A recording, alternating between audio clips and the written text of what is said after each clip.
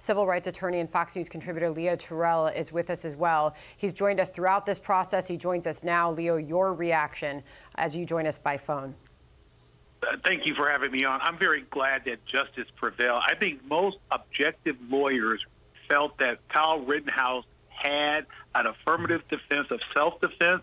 I think these verdicts are correct. I think Kyle Rittenhouse should never have been charged. I think the prosecution basically made him an example of what happened last year. And I think that outside noise, I'm very proud as a civil rights attorney because the outside noise did not intimidate, did not deter the jury from looking at the facts inside that courtroom. And this is a just verdict. The only people who be upset are those who have a hidden agenda outside the rule of law. Leo, it's John here. The verdict came down as the White House press briefing was underway. Jen Psaki was asked about it. She said that the White House will try to get a statement out as soon as possible. It will be interesting, Leo, to see what the White House has to say about this, because as you'll recall, during the election campaign in 2020, Joe Biden tweeted out a picture of Kyle Rittenhouse and talked about white supremacists. What's your perspective on what the world saw about Kyle Rittenhouse during this trial versus what the president, when he was a candidate for office, had suggested about him?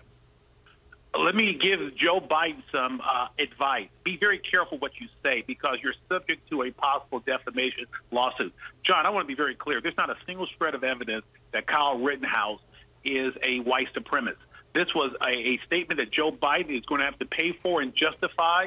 And I think the White House, in my opinion, or at least Joe Biden, the candidate at that time, tried to utilize the Kyle Rittenhouse case in his run for the presidency. We are a nation of laws.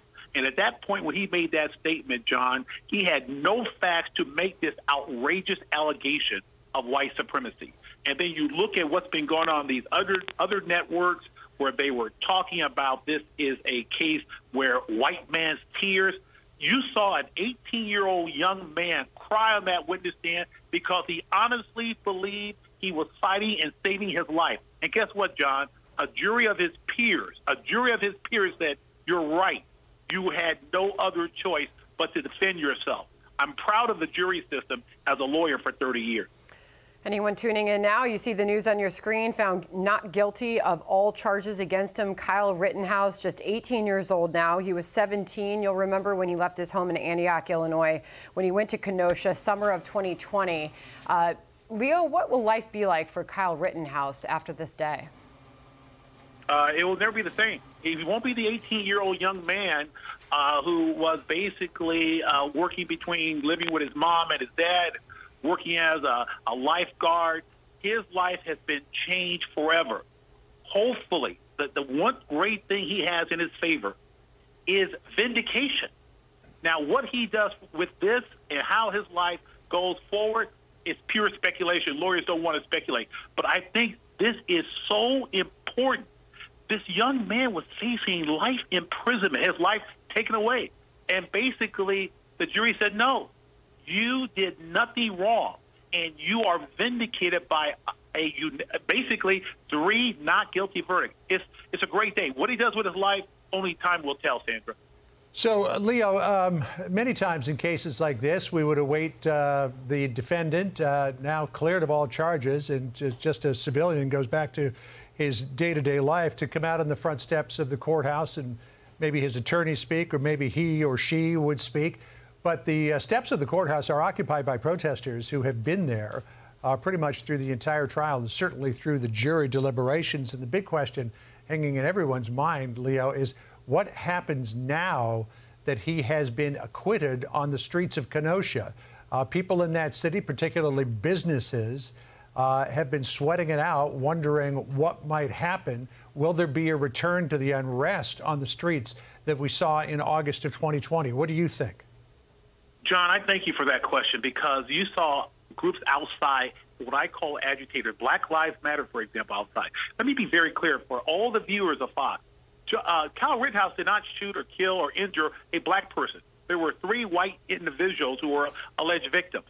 I think if you find disturbance on the street It is those what I call agitators who want to play the race card, who wants to somehow claim the system's unfair.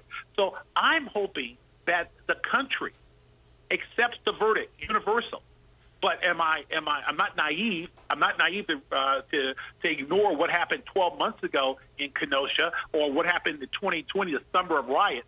So we're going to have to watch and see. I think it's smart to have National Guard troops there, but the verdict is a confirmation that the legal system works. The question is, will the outside agitators and those, what I consider the left-wing media, will they accept it and tell basically their surrogates not to riot and loot? Hi, everyone. I'm Brian Kilmeade. I want you to do me a favor. I want you to click to subscribe to the Fox News YouTube page. This is the only way that I know for sure that you're not going to miss any great commentary, any great news bites, any great interviews coming your way on Fox. You can get it all here on YouTube. So subscribe right now.